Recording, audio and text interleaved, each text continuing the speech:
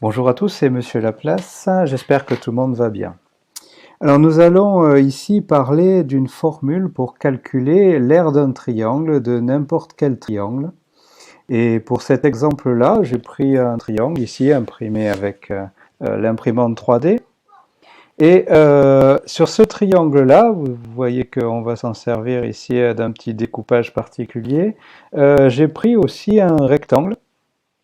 Et ce rectangle-là, il n'a pas n'importe quelle dimension, puisque je vais mettre exactement le triangle dans le rectangle avec, on le voit ici, le côté qui correspond exactement à la longueur, et la largeur qui correspond pas tout à fait à un côté, mais on va essayer de trouver ici cette appellation de ce morceau-là, cette longueur ici.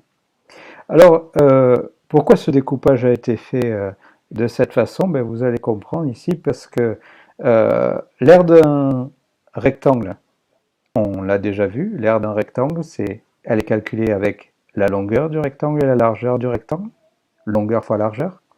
Et pour calculer l'aire de ce triangle-là, eh bien, on va tout simplement, grâce au découpage, assembler ici comme un puzzle, ce morceau-là ici et ce morceau-là ici. Et ça nous donne un nouveau petit rectangle avec la longueur qui correspond toujours à la longueur du rectangle et cette largeur-là de ce rectangle qui correspond en fait à la moitié, si on remet le triangle comme il était, à la moitié de cette longueur-là. Alors voilà du coup une façon simple de calculer l'aire de ce triangle-là. Il suffit de le découper de cette façon que ce soit en fait la moitié de l'aire de ce grand rectangle. Alors je vais quand même donner quelques mots de vocabulaire et expliquer cette formule-là. En remettant en place ce triangle,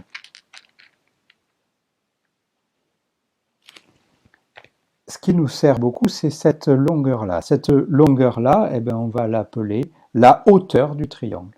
Cette épaisseur ici, entre mes deux doigts, c'est ce qu'on va appeler la hauteur du triangle. Et la longueur du rectangle, qui représente ici en fait ce côté du triangle, quand on va découper le triangle ici, on va retrouver de la même façon ce même côté, toujours, qui va nous servir. Ben, ce côté-là, là aussi, on va lui donner un nom, on va l'appeler la base du triangle. Donc il va y avoir deux longueurs qui vont nous servir pour ce triangle-là. La base du triangle, ce côté, et cette hauteur-là. Alors regardez sur un schéma ce que ça va donner. Nous allons avoir donc la longueur du rectangle qu'on va appeler ici la base pour le triangle, et cette largeur du rectangle qui va représenter ce qu'on a appelé la hauteur du triangle. Et donc en décomposant, on obtient l'aire de tout notre triangle rouge avec ce côté-là qu'on a appelé la base et la moitié de la hauteur du triangle. Et donc la formule qu'on va avoir, c'est donc à partir de l'aire du rectangle, longueur fois largeur. Ici, la longueur et la largeur, ça va être la base multipliée par la moitié de la hauteur. Base multipliée par la moitié de la hauteur, qu'on écrira plus simplement aussi la base multipliée par la hauteur du triangle et divisée par 2.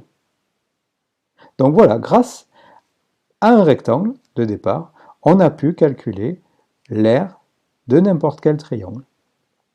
Alors on écrira qu'à chaque fois qu'on aura un triangle, la formule pour calculer son aire, il faudra un côté qu'on appelle la base, multiplié par sa hauteur, divisé par 2, et pour cela donc il faudra connaître une nouvelle dimension qui est la hauteur du triangle, ici, cette hauteur-là, cette dimension-là. Alors cette dimension, elle a quelque chose de particulier, c'est que elle part d'un sommet du triangle et elle va être ici perpendiculaire au côté qui est ce qu'on a appelé la base. Voilà, on retrouvera cette formule juste après dans la leçon. Merci.